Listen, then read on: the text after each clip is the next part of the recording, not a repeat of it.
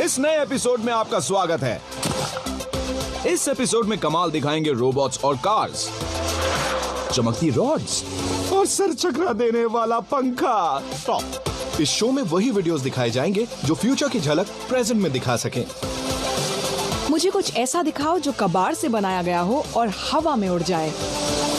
यहाँ कोई छोटा मोटा कारनामा नहीं चलेगा। आपको खुद को रॉकेट से बांधकर चांद पर जाना होगा, तब बात बनेगी। अब जब हमारे धुरंधरों ने बता दिया है कि उन्हें क्या चाहिए, तो अपना काउंटडाउन शुरू करते हैं रेत में खेलते बच्चों से। इन बच्चों के सरदार हैं मार्क रॉबर, जिन्होंने पानी बचाने का बेहतरीन तरीका ढूंढ निकाला है। मैं अभी इस हॉट टब को ऊपर तक रेत से भरकर उस पर बैठा हुआ हूँ।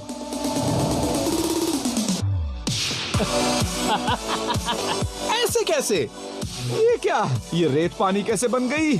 और मार्क के इस अजीबोगरीब कारनामे को ऑनलाइन 2.5 करोड़ लोग देख चुके हैं। ये वाकई कमाल है। मुझे भी ऐसा ही हॉट टब चाहिए। आई एम सीरियस, चाहिए। इस रेत में डुबकी लगाने हम भी आ पहुंचे कैलिफोर्निया, जहां मिलेंगे हम माइक से। मैं चाहता था इस रेत में डूबते समय सबसे पहले जो रिएक्शन आए वो शूट हो जाए, इसलिए रेत पर बैठे हुए मेरा जो वीडियो मशहूर हुआ है वो सच में इस हॉट टब का मेरा पहला एक्सपीरियंस था। हम किसी सॉलिड चीज पर बैठे हैं और वो अचानक पिघलना शुरू हो जाए। जब ऐसा होता है तो दिमाग चकरा जाता है और बहुत ही अजीब सा लगता है, मजा आने लगता है। इस पूरे टब को बनाने में हमें 2 महीने लगे हैं, जिसमें से आधा समय तो हम प्रोटोटाइप्स ही बनाते रहे और ये कैसे हो सकता है इसे समझने में लग गया, और उसके बाद ही हम इसे सही से बना पाए। रेत को पानी बनाना आसान नहीं होता, तो कोई बताएगा कि मार्क ने ये कमाल कैसे किया? मार्क ने ये जो बनाया है उसे कहा जाता है फ्लूइडाइज्ड बेड। मार्क ने इस रेत में हवा भरी है, जिसकी वजह से ये पानी की जैसा बर्ताव कर रही है। और जब हवा बंद हो जाती है तो फिर ये एक जगह रुक जाती है। रेत रुक जाती है और आप वहीं फंसे रह जाते हैं। मार्क ने इस हॉट टब में नीचे की तरफ 18 कॉपर पाइप्स लगाए हैं और इन पाइप्स पर 2500 से ज्यादा छेद किए गए हैं, और वो भी पास पास, और सबको नीचे की तरफ रखा गया ताकि रेत उनमें ना फंस सके। इन सारे पाइप्स को एक बड़े पाइप से जोड़ा जाता है जो नाइट्रोजन गैस के 3 सिलेंडर से कनेक्टेड है। और फिर मार्क हॉट टब में 1 टन से ज्यादा ड्राई सैंड भर देते हैं। वो तो सही है भैया, पर हवा ने पानी कैसे बनाया? जब मार्क नाइट्रोजन सिलेंडर्स खोलते हैं तो गैस रेत के दानों के बीच जाती है और उनके बीच का फ्रिक्शन कम कर देती है। गैस रेत के हर दाने को ऊपर की तरफ उठाती है और फोर्स ऑफ ग्रेविटी के खिलाफ काम करती है। और जब ये दोनों फोर्सेस इक्वल होते हैं तो रेत के दाने हवा में तैरने लगते हैं। रेत के दाने एक दूसरे पर आराम से मूव कर सकें, इसलिए गैस फ्लो सही होना जरूरी है। गैस बहुत ज्यादा तेजी से आएगी तो रेत के दानों पर बहुत ज्यादा फोर्स बनाएगी और वो हॉट टब से बाहर निकल जाएंगे। गैस फ्लो कम हो जाएगा तो रेत हिलेगी भी नहीं। सबसे अजीब बात यह है कि जब आप अपना हाथ बाहर निकालते हैं तो वो पूरी तरह सूखा होता है और उसे देखकर आप सोचने लगते हैं कि ये क्या हो रहा है, यहाँ कुछ तो गड़बड़ है। बस करो। अरे ये तो फंस गया। देखने में ये मजेदार लगता है, बस एक ही दिक्कत है कि रेत पता नहीं शरीर में कहाँ चली जाए। अपने फेवरेट सुपर हीरो की पावर असली दुनिया में देखना मजेदार होता है। और इसी काम में लगे हैं हमारे ये हैक्समिथ। इनके पास है एक चमकदार तलवार जो हमारे ब्रह्मांड के बहुत दूर किसी कोने से आई है। मैंने ये सब सिर्फ मूवीज में होते देखा है, पर ये सब सच कैसे हो गया? कौन नहीं जानता ताकत लाइट सेबर की। साइमन मेरे दिल का हाल समझ गए। करीब 1 करोड़ लोग इस लाइट सेबर को जलवा दिखाते देख चुके हैं, पर ये लाइट सेबर हमारी दुनिया में आई कैसे? ये एक असली लाइट सेबर है। काफी हद तक। वैसे इसमें करंट नहीं है, पर ये इतनी ज्यादा गर्म है इसीलिए ये इतनी चमक रही है। इसका इनर कोर स्टेनलेस स्टील से बना है और इस पर फाइबर ग्लास इंसुलेशन की एक लेयर लगाई गई है ताकि ये थर्मली और इलेक्ट्रिकली इंसुलेटेड रहे। और इस रॉड पर लपेटी गई है कैंथोल वायर। कैंथोल एक अलॉय है एल्यूमिनियम, आयरन और क्रोमियम का, जिसे हीटिंग एलिमेंट के तौर पे इस्तेमाल किया जाता है। मतलब इसने बनाया है एक हीटर वो भी हैंडल वाला। वो ये बताएगा कि इसे पावर कहाँ से मिल रही है?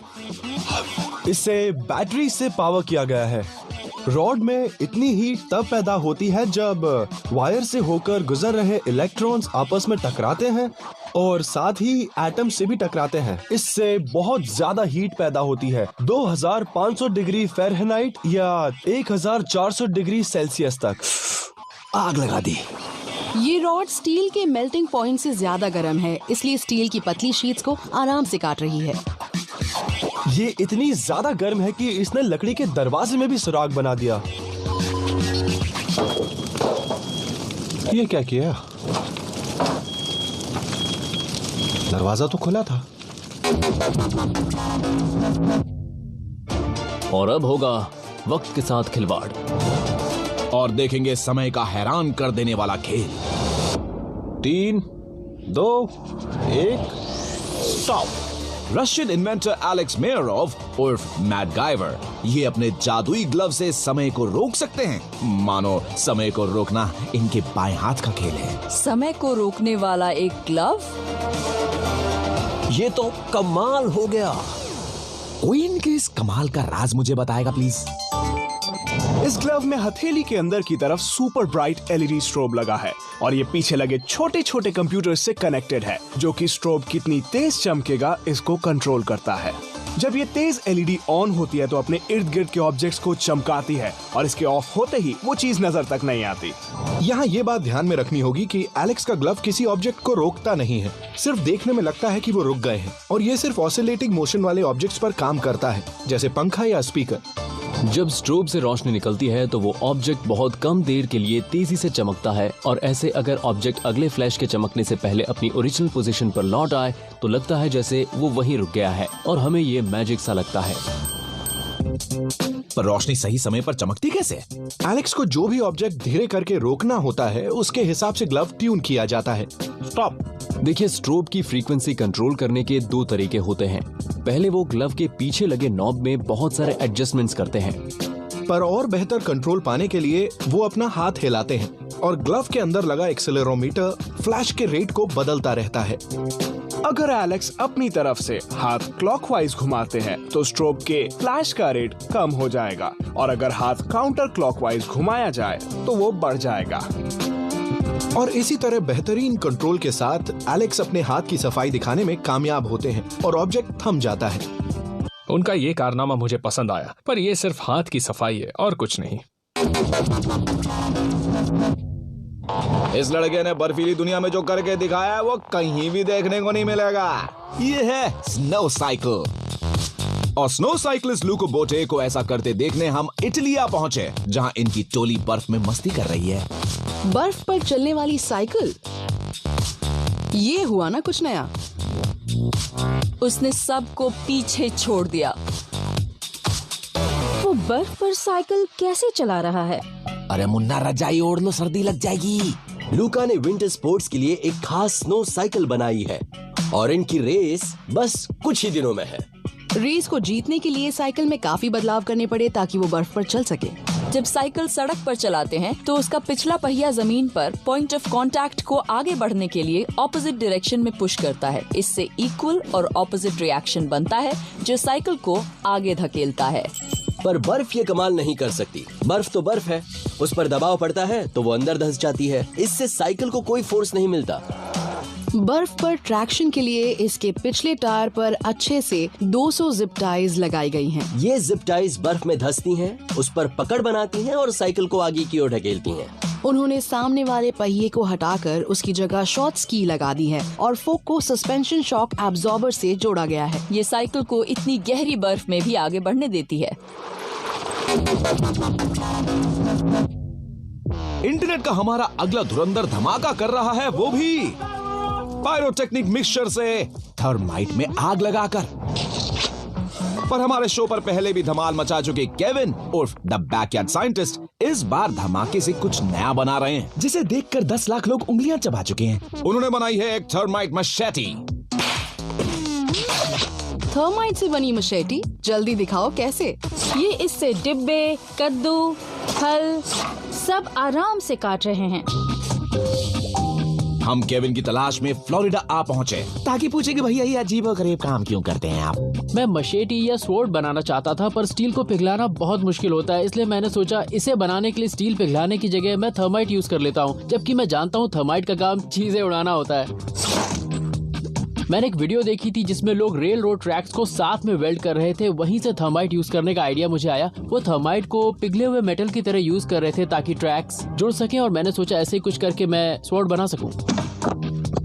ये मेरी बनाई पहली मशेटी है और मैं चाहता था इस बार कुछ खास करूं, इसलिए मैंने इसे थर्माइट से बनाया। शायद ऐसी पहले कभी नहीं बनी है। वो सब तो ठीक है, पर बनाने का तरीका कौन समझाएगा? थर्माइट पाउडर्ड एल्यूमिनियम और आयरन ऑक्साइड का मिक्सचर होता है। आयरन ऑक्साइड में आयरन और ऑक्सीजन होता है। इन्होंने इंसुलेटिंग फायर ब्रिक्स को काटकर उसमें मशेटी का ढांचा बनाया है और फिर उसे रेत में दबा दिया। इसके बाद मिट्टी का पॉट लिया, उसमें थर्माइट भरा और उसे सांचे के ऊपर रख दिया। फिर रिएक्शन शुरू करके पीछे जाकर खड़े हो गए। जब थर्माइट में आग लगाते हैं तो बहुत तेजी से रिएक्शन होता है और इतनी गर्मी से पाउडर में एनर्जी बनती है जिससे आयरन ऑक्साइड में मौजूद ऑक्सीजन एल्यूमिनियम से मिलकर एल्यूमिनियम ऑक्साइड और आयरन बनाने के लिए मूव होने लगता है। ये इतना गर्म हो जाता है कि आयरन पिघलने लगता है। ये पिघलता हुआ आयरन सांचे में जाता है और मशेटी की शक्ल लेने लगता है। एक बात नहीं समझ में आई, ये तलवार इतनी जोरदार कैसे बन गई? सिर्फ आयरन से बनी मशेटी इतनी मजबूत नहीं हो सकती कि वो सब कुछ एक झटके में काट सके। इसलिए केविन इसमें कुछ छोटी स्टील की बॉल बियरिंग्स मिला देते हैं जिनमें कार्बन और आयरन होता है। जब आयरन इन बॉल बियरिंग्स को पिघलाता है तो उससे थोड़ा सा कार्बन मशेटी में चला जाता है और स्टील की मशेटी बन जाती है। यानी ये मशेटी स्टील की है, ना कि आयरन की, और ऐसे में ये किसी भी चीज को आसानी से काट सकती है। कुछ लोगों को मेरा आइडिया मजेदार लग रहा था, कुछ मेरा मजाक उड़ा रहे थे क्योंकि उन्हें लगा कि ये इतनी भारी है, इसे लड़ने के लिए यूज नहीं किया जा सकता। तो मैंने सोचा तो क्या हुआ, मुझे तो बस फल ही काटने हैं। तुम चाहे जितने भी फल काटो, बस हमारे दर्शक ये करने ना बैठ जाएं। हाँ देखिए, अब वो जमाना चला गया जब घोड़ा गाड़ी हुआ करती थी। आजकल के लोग आने जाने के लिए रोबोटिक ईम्यू इस्तेमाल कर रहे हैं और इसे बनाया है न्यूयॉर्क इन्वेंटर ब्रायन श्नाइडर ने। पुराने समय की घोड़ा गाड़ी को फ्यूचर के लिए तैयार किया गया है। मैंने आज तक इतना तेज चलने वाला मैकेनिकल ईमू नहीं देखा। मुझे भी ये चाहिए। हाँ बेचारा जानवर हमारा बोझ कब तक ढोएगा। ये गैस से चलने वाला ईम्यू है। इसमें 79 सीसी का इंजन लगा है जो इसकी टांगों को चलाने के लिए 3 हॉर्स पावर की ताकत देता है। ईम्यू इतने आराम से चल रहा है क्योंकि इसकी टांगों में लिंकेजेस को बहुत सोच समझकर लगाया गया है। ये बाइसिकल क्रैंक के इंजन से लगा है ताकि टांगों को लगातार घुमाता रहे, और उसे जोड़ा गया है ईम्यू की टांगों के पिछले हिस्से से। आगे की तरफ ये टांग एक पिवट से जोड़ी गई है और ये पिवट हर तरफ आसानी से घूमता है। इसकी वजह से पंजा ऊपर उठता है, आगे बढ़ता है और नीचे आ जाता है, वो भी एक एलिप्टिकल मोशन में।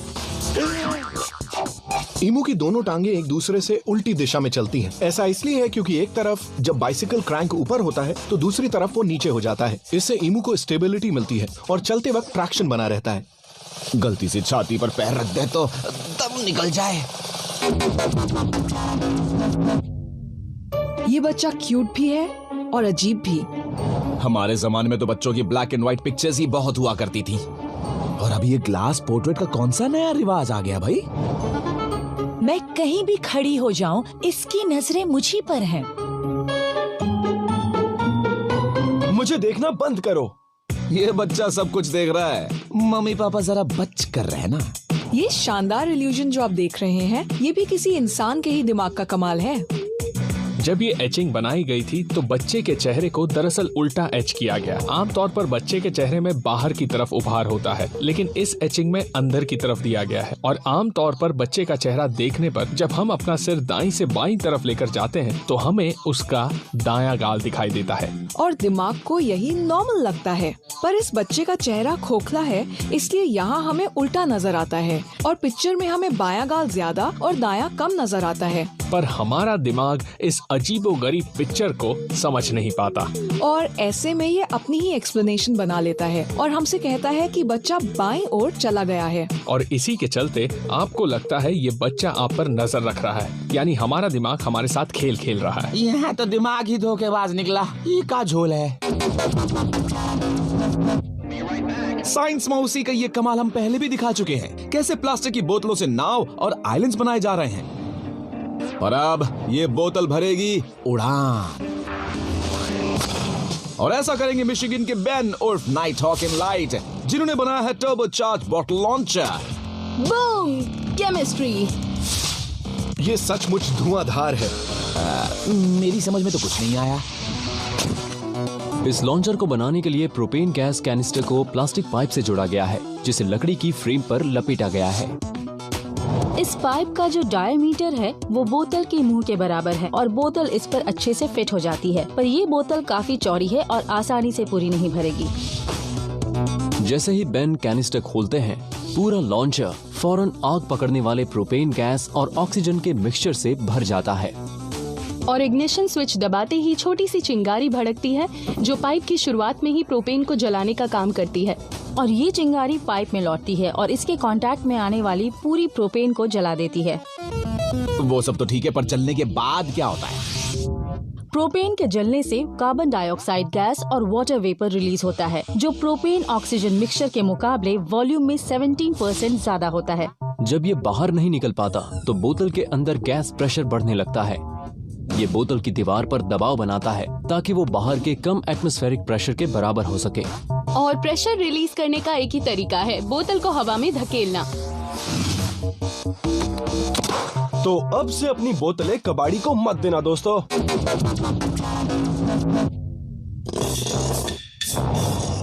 केचप गिरी और उसे साफ करने की मुसीबत सिर पर। हाय हाय हाय। लेकिन जेफरी भैया का आविष्कार इससे निपट सकता है। इन्होंने बनाया है गूपर स्कूपर। इसका एक बटन दबाओ और कहीं भी गिरी सॉस झटपट उठाओ। टिंग टिंग टिडिंग। यानी केचप गिरने के बवाल से बच सकेंगे। ये हुआ ना कमाल का क्वांटम लीप। मन कर रहा है कि पूरी केचप की बोतल पलट दूं और उसे साफ करो। पर ये गूपर स्कूपर बिना गंदगी फैलाए ये कमाल करता कैसे है? केचप को साफ करना सिरदर्दी है। चाहे स्क्रैपर ले लें या स्पैचुला, आप केचप को साफ करने के बजाय उसे इधर उधर फैला देंगे। जेफरी ने बनाई है एक ऐसी मशीन जो इस काम में माहिर है। ये केचप को उठाते वक्त आगे से गंदी नहीं होती, बल्कि इसे उठाकर सफाई से हटा देती है। गूपर स्कूपर का कन्वेयर वाला हिस्सा नॉन स्टिक शीट से बना है जो प्लेट पर घूमता है।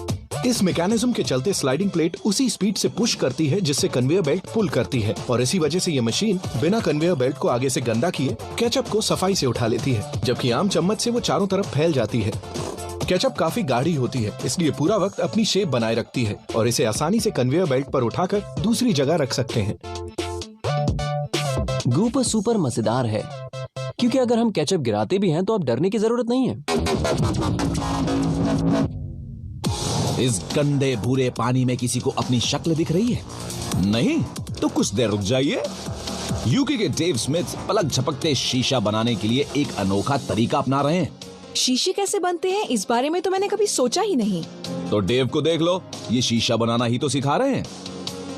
शीशे को बनते देखना बहुत मजेदार होता है।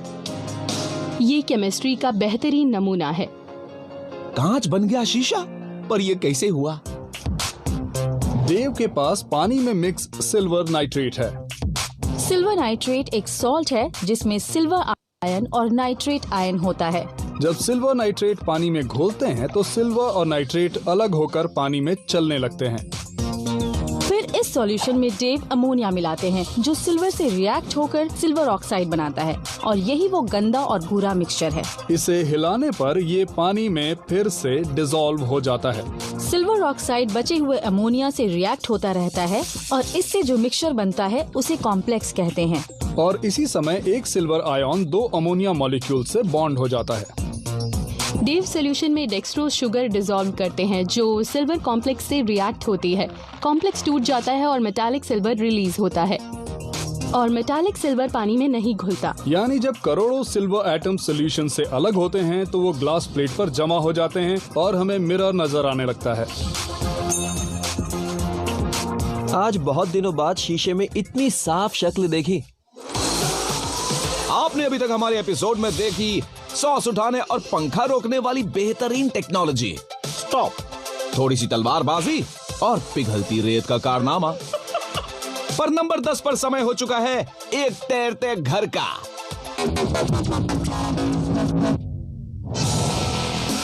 हम आ पहुंचे हैं यूक्रेन, जहां पानी में तैरते फोम के इस घर ने धूम मचा रखी है। आजकल घरों की कीमत बहुत बढ़ गई है। सस्ते घर की ये पहल की है इन्वेंटर सर्गेई, डिमिट्री और विक्टर ने। और इनके इस फोम के घर को देखकर हमारे धुरंधर के दिमाग में कुछ नया चल रहा है। क्यों साइमन? है फोम का घर। अब मिलेंगे सबको अपने फोम के घर, जिन्हें आप नदी में ले जा सकते हैं, और इसके लिए आपको जमीन भी नहीं खरीदनी पड़ेगी। तुम साइंस के बारे में सोचो साइमन, और हमें भी बताओ कि घर बनाने के लिए फोम क्यों भरा है। फोम की फिलिंग 2 वजह से जरूरी होती है। ये घर को तैरने देती है और पानी अंदर आने से भी रोकती है। इस कैन के अंदर 2 चेम्बर्स हैं और इन दोनों को बैरियर से अलग किया गया है। बैरियर के एक तरफ पॉलीओल्स नाम के केमिकल्स भरे हैं और इसकी दूसरी तरफ हैं पॉलीआइसोसाइनेट्स। जब कैन का बटन दबाया जाता है तो दोनों केमिकल्स बाहर स्प्रे होते हैं, साथ में मिलते हैं और रिएक्ट होकर लॉन्ग चेन मॉलिक्यूल्स बनाते हैं, जो पॉलीयूरेथेन नाम की रिपीटिंग यूनिट्स बनाते हैं। पॉलीयूरेथेन कैन के ऊपर से निकलता है और उसमें छोटे गैस बबल्स ट्रैप हो जाते हैं। ये छोटे गैस बबल्स पॉलीयूरेथेन में ट्रैप हो जाते हैं, जिसके चलते फोम अपने ओरिजिनल वॉल्यूम से 30 गुना ज्यादा एक्सपैंड हो जाती है। पर फोम से घर तैरने कैसे लगा? क्योंकि फोम में गैस होती है और इसकी डेंसिटी बहुत कम होती है, पानी की डेंसिटी से बहुत कम। कोई चीज तभी तैरती है जब उसका वजन उसके हटाए पानी के अमाउंट से कम हो। इस घर का बड़ा सा फ्लैट बेस है जिसे लाइट वेट फोम से बनाया गया है। ऐसे में ये पानी की ज्यादा वॉल्यूम को हटाता है और इस वजह से उसका ज्यादा मास भी डिस्प्लेस होता है। और क्योंकि घर बहुत हल्का है, इसमें सबके आने के बाद भी ये तैरता रहता है। देखिए, पानी में हिचकोले खाना मजेदार होता है, पर डाकिया डाक देने इतनी दूर नहीं आने वाला। अब बारी है नंबर 9 की, जहां एक स्कूटर सरपट दौड़ रहा है। आपने शायद फिल्मों में या हमारे ही चैनल पर बुजुर्गों को इस तरह के स्कूटर की सवारी करते हुए कभी न कभी तो देखा ही होगा। पर इन महाशय ने तो भारी जवानी में स्कूटर को अपनी सवारी बना लिया है और इसकी रफ्तार 120 किलोमीटर प्रति घंटा कर दी गई है। पर ये बुजुर्गों के चलाने की चीज नहीं है जानी। रुको, क्या? संभल के दादी माँ। लगता है दादी माँ कुछ जल्दी में है। ये दादी माँ नहीं, पीटर महाशय हैं, और इनको इतनी जल्दी क्यों है ये जानने के लिए हम हंगरी पहुंच गए। मैंने कई लोगों को इन स्कूटर्स की स्पीड बढ़ाते देखा था, पर किसी ने इसमें इलेक्ट्रिक जुगाड़ नहीं लगाया, इसलिए मैंने सोचा इस स्कूटर को इलेक्ट्रिक बना दिया जाए। ऐसा पहले कभी किसी ने नहीं बनाया। बुजुर्ग इस स्कूटर का इस्तेमाल बाजार जाने या अपने रोज के दूसरे कामों के लिए करते हैं, पर मैंने इसे मस्ती के लिए बनाया है। बहुत मजा आता है। पर भैया, ये स्कूटर इतनी रफ्तार से कैसे दौड़ता है, ये बताओ। ये दादी माँ वाला आम मोबिलिटी स्कूटर नहीं है। ये सड़क पर 120 किलोमीटर प्रति घंटे की रफ्तार से दौड़ता है और आग लगा देता है। ये मोबिलिटी स्कूटर कम और किसी सुपर हीरो की सवारी ज्यादा लग रही है। इसके लिए इन्होंने पुरानी इलेक्ट्रिक कार से बैटरी ली और अपने पुराने स्कूटर से इलेक्ट्रिक मोटर और इलेक्ट्रॉनिक कंट्रोलर निकाल लिया। इस सब को मोबिलिटी स्कूटर से जोड़ दिया गया है और ये बन गया है धुआंधार। पीटर का स्कूटर अपनी रफ्तार के चलते ही धूम मचा रहा है। पर रफ्तार वाली बात हमारे पल्ले ना पड़ रही। कंबस्शन इंजन के मुकाबले इलेक्ट्रिक मोटर बहुत ज्यादा टॉर्क पैदा करती है और शुरू से ही ज्यादा फोर्स देती है। इलेक्ट्रिक मोटर्स कंबशन इंजन्स के मुकाबले सिंपल होती हैं। इलेक्ट्रिक मोटर लगाने पर बैटरी से आने वाला इलेक्ट्रिक करंट कॉइल से होकर गुजरता है, जिससे इलेक्ट्रिक मोटर चलती है। यानी ये सिर्फ एक पार्ट पर चल रहा है। जो भी पावर बनती है उससे इसके पहिए घूमने लगते हैं। और इन सब बदलावों के चलते पीटर ने ऐसा व्हीकल बनाया है जो रफ्तार की सभी हदें तोड़कर पूरी तरह से सड़क पर आग लगा रहा है। क्या तुम अपना ये खास स्कूटर किसी दादी माँ को देना चाहोगे? वैसे तो ये स्कूटर बुजुर्गों के लिए ही है, पर मेरा बनाया हुआ स्कूटर मैं उन्हें नहीं दे सकता। ये उनके लिए खतरनाक होगा। अपना ख्याल रखना, तुम भी लुढ़क सकते हो। कहा था ना। जापान के आटू बना रहे हैं चाकू। ये तेज है, जानलेवा है और बना है एक मछली से। क्या कहा? चाकू मछली से बना है? हाँ एडम, बड़े बड़े शहरों में छोटी छोटी बातें होती रहती हैं और ऐसी छोटी बातें 20 लाख लोगों को हैरान कर देती हैं। पर मछली इतनी हार्ड कैसे हो सकती है? सुजाता दीदी जरा बताइए। ये चाकू बनाने के लिए इन्होंने टूना मछली का ड्राई फॉर्म लिया है जिसे कहते हैं कत्सुबुशी। कात्सुओबुशी जापान में बहुत खाई जाती है। इसका इस्तेमाल सीजनिंग के तौर पर होता है और स्वाद भी अलग होता है। ये इतनी हार्ड अपने ड्राइंग प्रोसेस की वजह से होती है। टूना मछली को 1 महीने तक स्मोकर में रखा जाता है ताकि उसका सारा पानी सूख जाए और फिर उसे प्रिजर्व करते हैं। उसके बाद इसे सूखने के लिए धूप में रख दिया जाता है और फर्मेंटिंग एस्परजिलस फंगस से कवर कर दिया जाता है। ऐसा करने से बचा हुआ पानी भी सूख जाता है और हमें मिलती है एकदम सूखी सख्त मछली। अब मछली में एक बूंद पानी भी नहीं बचा है। ऐसे में इसके अंदर प्रोटीन और बाकी सारा मैटर टाइट हो जाता है और मछली हार्ड हो जाती है। जरा सोचो, मछली पेट में जाके चाकू बन गई तो। ये इस टुकड़े की घिसाई करके इसे तेज धार वाले चाकू में बदलते हैं। फिर चाकू को 100 डिग्री सेल्सियस पर बेक किया जाता है जिससे ये बाहर की तरफ से और भी हार्ड हो जाए। चाकू को शार्प फिनिश देने के लिए इसकी घिसाई वेट स्टोन से होती है और ये सब करने के बाद मछली अपना कमाल दिखाने को तैयार है। अब ये मछली चुन चुन कर सबसे बदला लेगी। कहते हैं मॉडर्न आर्ट को देखने का सबका अपना नजरिया होता है और हैरानी की बात यह है कि ये खास एंगल से देखने पर ये स्कल्पचर नजर ही नहीं आता। छूमंतर। वो कहाँ चला गया? अभी ये दिख रहा है और अभी गायब। यूलियन ने साइंस की मदद से ऐसा स्कल्पचर बनाया है जो सबको सिर खुजलाने पर मजबूर कर देता है। तू है कि नहीं। जूलियन ने ये स्कल्पचर बनाया है स्टेनलेस स्टील की पतली शीट से। स्टेनलेस स्टील इसके लिए सबसे अच्छा मटेरियल है क्योंकि ना सिर्फ ये स्ट्रॉन्ग और वेदर रेजिस्टेंट है, ये रिफ्लेक्टिव भी है जो इस जादू के लिए बहुत जरूरी था। जब इस स्कल्पचर से लाइट पास होती है तो वो सीधे निकल जाती है और जो पास नहीं होती वो स्टील से टकराकर आगे पीछे रिफ्लेक्ट हो जाती है। क्योंकि ये लाइट को स्कल्पचर के पीछे से रिफ्लेक्ट करती है, इसलिए ऐसा लगता है कि स्कल्पचर गायब हो गया। अगर ये स्टैचू लकड़ी जैसे मटेरियल से बनाया गया होता तो वो ज्यादा लाइट एब्जॉर्ब कर लेता और इतना अच्छा इफेक्ट ना आता। जूलियन ने प्लेट्स के बीच बिल्कुल सही जगह छोड़ी है। अगर इन्हें ज्यादा दूर दूर लगाया गया होता तो स्टैचू साइड से देखने पर इंसान जैसा नहीं लग पाता। पर अगर शीट्स बहुत ज्यादा पास होती तो इनके बीच से ज्यादा लाइट पास ना होती। यानी प्लेट्स के बीच में 1 इंच से भी कम जगह छोड़कर जूलियन ने वाकई कमाल कर दिया। इतने टन का ये स्कल्पचर पलक झपकते ही गायब। यहाँ मेरा वजन बढ़ता जा रहा है, गायब ही नहीं होता। आम इंसानों के शरीर में 65% पानी भरा होता है, पर अगर 100% पानी हो तो यूके में 2 इंजीनियर्स पानी की बूंदों का कमाल दिखाते हुए मूविंग 3D लिक्विड ह्यूमन बना रहे हैं, यानी पानी से बना इंसान। मैंने ऐसा करिश्मा पहले कभी नहीं देखा। देखकर यकीन करना थोड़ा मुश्किल है पर ये असली है। और आपको यकीन दिलाने हम जा रहे हैं लंदन, जहां हम पैट्रिक और पॉल से जानेंगे कि वो ऐसा कैसे कर लेते हैं। जब मैं इसे बनाने के लिए प्रोडक्शन मीटिंग में गया तो उनका अनोखा कॉन्सेप्ट सुनकर हैरान हो गया और सबसे बड़ी बात, वो ऐसा सचमुच करना चाहते थे, ग्राफिक्स से नहीं। हमें बनाने को कहा गया एक ऐसा फिगर जो हूबहू इंसान जैसा दिखे और उसकी तरह जमीन पर दौड़े और जमीन से उछलकर डिब्बे पर चढ़ जाए। और ऐसा कुछ करने के लिए एक एक बूंद को प्रिसाइज रखना बहुत जरूरी है। तो बूंदों का ये खेल आखिर रचाया कैसे? इसके लिए स्टॉप मोशन एनिमेशन और एक बेहतरीन वाटर रिग काम पर लगाया है। टीम ने कस्टम रेन रिग डिजाइन किया जिससे पानी की बूंदों को एक बहुत ही स्पेसिफिक पैटर्न में गिराया जा सके। और जब पानी की बूंदें गिरती हैं, तो स्ट्रोब लाइट से कनेक्टेड कैमरा बिल्कुल उसी समय पर फोटो लेता है जब वो बूंदें साथ मिलकर एक इंसान का फिगर बना लेती हैं। ऐसी कई सारी फोटोज को साथ जोड़कर वीडियो बना ली जाती है और लगता है कि पानी का इंसान वाकई चल रहा है। पहले इस टेक्निक की मदद से 2D कैरेक्टर्स बनाए जाते थे, पर इससे पहले 3D वाटर ह्यूमन में बदलता है ये शानदार रेन रिग। अब रेन रिग का काम करने का तरीका भी बता दीजिए भैया। इस रिग में पानी के 8 टैंक्स होते हैं जो 2048 वाटर नोजल्स को पानी देते हैं और इससे पानी की बूंदें मिलीमीटर या फिर माइक्रोसेकंड के हिसाब से गिरती हैं। नोजल्स अलग अलग सोलेनॉइड वॉल्व से खुलते बंद होते हैं। ये वॉल्व स्विच होते हैं जिन्हें इलेक्ट्रिक करंट से कंट्रोल किया जाता है। और ये इलेक्ट्रिक करंट्स कंप्यूटर सॉफ्टवेयर से चलते हैं।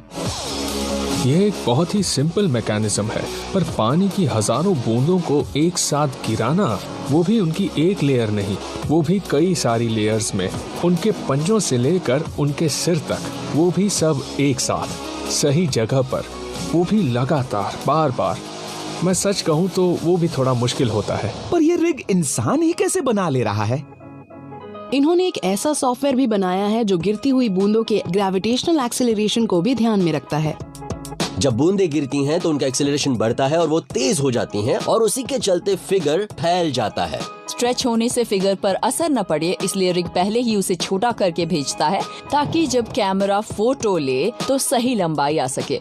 तेजी से गिरने वाली बूंदों को धुंधला नजर आने से रोकने के लिए ये स्ट्रोब लाइट इस्तेमाल करते हैं, जो फिगर पर 1/8000 ऑफ अ सेकंड के हिसाब से रोशनी मारती है और इतनी देर में कैमरा पिक्चर ले लेता है। और इसी वजह से लगता है बूंदें हवा में टिकी हुई हैं और नीचे गिरते वक्त भी धुंधली नहीं हो रही। बूंदों के इस शानदार कारनामे को कैद करने के लिए इन्होंने अपना कैमरा लॉन्ग आर्म पर लगा रखा है, जो रिग के आसपास घूम सकता है और अलग अलग एंगल से फोटो ले सकता है। इस पानी के फिगर को जितना हो सके रियल दिखाने के लिए इन्होंने पहले एक असली एथलीट को दौड़ते, कूदते और किक बॉक्सिंग करते हुए मोशन कैप्चर सिस्टम में रिकॉर्ड किया था। और फिर डेटा को वाटर रिग में डाला गया, जिससे नोजल्स के खुलने बंद होने का समय सेट हो जाए।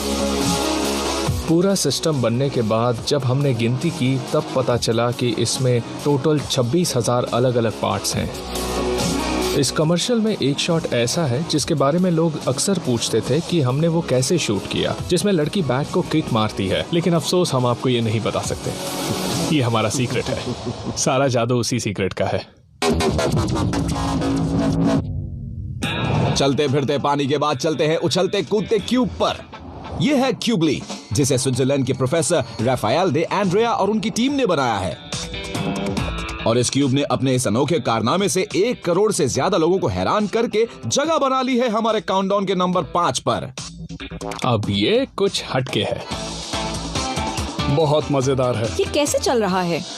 अरे दीदी, तुमने तो मेरे दिल की बात पूछ ली है। इस क्यूब में 3 स्पिनिंग व्हील्स हैं। ये सभी व्हील्स ऑन बोर्ड बैटरीज से चलती हैं और एक माइक्रो कंट्रोलर से कंट्रोल की जाती हैं। एक सिरे पर उठने के लिए क्यूब अपना एक व्हील घुमाता है और ब्रेक लगाता है, और इससे एंगुलर मोमेंटम ट्रांसफर होता है, जिसे हम घूमते हुए ऑब्जेक्ट का मोमेंटम कहते हैं। यानी व्हील के रुक जाने के बाद भी एंगुलर मोमेंटम खत्म नहीं होता। ये मोमेंटम क्यूब की बॉडी में चला जाता है और वो रोटेट होने लगता है। और कोने पर खड़े होने के लिए क्यूब दूसरे दोनों व्हील्स को घुमाता है और ब्रेक लगाता है। दोनों व्हील्स का मोमेंटम क्यूब में ट्रांसफर होता है और वो कोने पर खड़ा हो जाता है। मम्मिया, ये गिरता क्यों नहीं है? बैलेंस बनाए रखने के लिए क्यूब जल्दी से व्हील स्पिन करता है, जिससे क्यूब को टर्निंग फोर्स मिले। ये कंट्रोल्ड फोर्सेस कंबाइन होकर ग्रेविटी के डाउनवर्ड फोर्स को बैलेंस करते हैं, जिससे सेंटर ऑफ मास सीधा पॉइंट ऑफ कांटेक्ट के ऊपर आए। इस क्यूब में 6 सेंसर्स लगे हैं जो क्यूब का टिल्ट और एंगल ऑफ वेलोसिटी डिटेक्ट कर लेते हैं। ये इन्फॉर्मेशन माइक्रो कंट्रोलर में जाती है, जो इसे प्रोसेस करके मोटर्स को भेजता है, और मोटर्स व्हील को घुमाती हैं, जिससे टर्निंग फोर्स बनता है, और यही इस क्यूब का बैलेंस बनाए रखता है। चलता उछलता कूदता एक ऑब्जेक्ट मुझे एडम की याद दिला रहा है। हे, मैं कूद नहीं सकता। ये क्या हो रहा है? ये बॉक्स खुलता जा रहा है। अरे बस करो, ये कितना खुलेगा भाई? अरे बस। इसे खुलता देखकर अच्छा लग रहा है। वो तो ठीक है मैट, पर ये खुलकर फुल साइज घर बन रहा है। अमेजिंग। मुझे अब अपने घर में नहीं रहना, मुझे भी ऐसे ही घर में रहना है जो फोल्ड हो सके। रह लेना हेलेन, पहले ये तो बताओ कि ये बनाया कैसे गया है? इस बिल्डिंग की शुरुआत शिपिंग कंटेनर जितने साइज से होती है, पर फिर ये एक्सपैंड होकर करीब 689 स्क्वायर फुट के एरिया वाली एक बड़ी सी बिल्डिंग बन जाती है। इस बिल्डिंग को इस तरह से एक्सपैंड करने का काम करते हैं शानदार मैकेनिकल लिंकेजेस। इसके लिए कई सारे रिजिड लीवर्स को जॉइंट से कनेक्ट किया जाता है। Mechanical linkages central steel chassis से सस्पेंडेड रहते हैं और ये खुलती हुई सभी दीवारों और जमीन का भार सपोर्ट करते हैं। बिल्डिंग का शुरुआती 2/3 हिस्सा सिर्फ ग्रेविटी के चलते ही खुल जाता है। अनफोल्ड होने के लिए आखिरी पार्ट में जमीन का वेट सब कुछ अपनी जगह पर ले आता है और लीवर्स को लॉक कर देता है। इसे स्लो और कंट्रोल में रखने के लिए विंच लगी है और जमीन से केबल जोड़ा गया है। इसे वापस फोल्ड करने के लिए बस विंच रिवर्स करनी होगी। इस यूनिट के खुलने के बाद अंदर जो कुछ भी नजर आ रहा है वो पहले से ही अंदर मौजूद था। अरे भैया कोई गलती से अपना टाम ही मत भूल जाना इसके अंदर। ये है एलन पैन जो कई बार सुपर हीरो गैजेट्स बना चुके हैं, जैसे तेज धार वाली तलवार या हाथ से निकलती आग। पर इस बार इनका थॉर का हथौड़ा धूम मचा रहा है।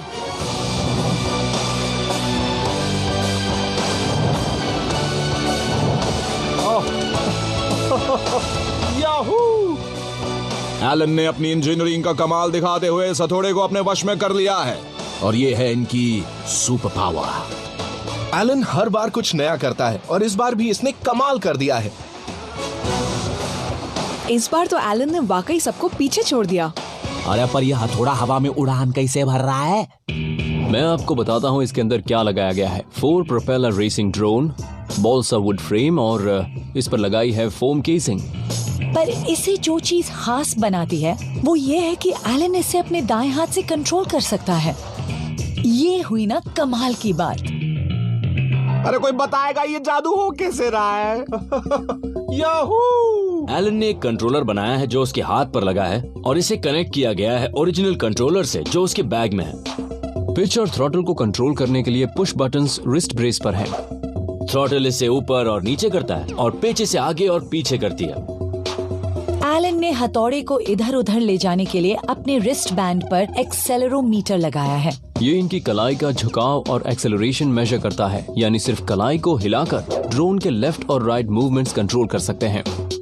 सारे कंट्रोल्स एक हाथ में हैं, तो उनका दूसरा हाथ फ्री है जिससे वह आसानी से हैमर ड्रोन को पकड़ सकता है।